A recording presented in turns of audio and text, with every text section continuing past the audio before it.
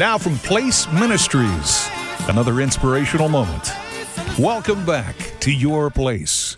Matthew 24:6 says, "You will hear of wars and rumors of wars, but see to it that you're not alarmed. Such things must happen, but the end is still to come." When conflicts such as what we're facing currently with North Korea dominate the headlines, you can't help but to experience a sense of unrest, can you? The unknown, well, it strikes fear in all of us. And this leads to my second faith perspective as it relates to this current event.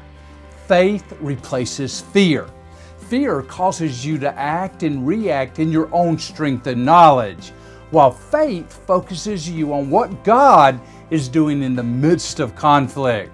That's why Jesus boldly tells us in the face of wars and rumors of wars that we're not to be alarmed.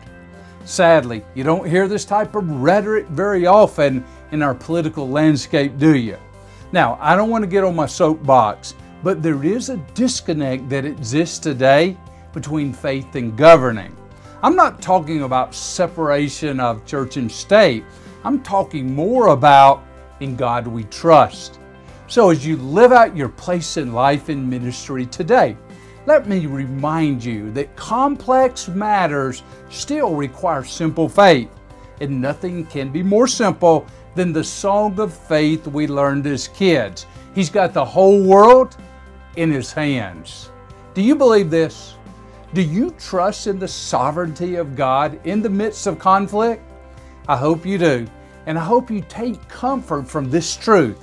Whether it's a worldwide conflict, as we've been discussing, or maybe it's a conflict at a personal level, faith allows you to face it in God's strength rather than your human strength, which is how we have peace in the midst of unrest. Your Place is a weekday devotional from Place Ministries. Our focus is helping followers of Christ know how and why God created them, and be encouraged to do what God created them to do in life and ministry. For a list of free resources, go to placeministries.org and join us every weekday right here at Your Place.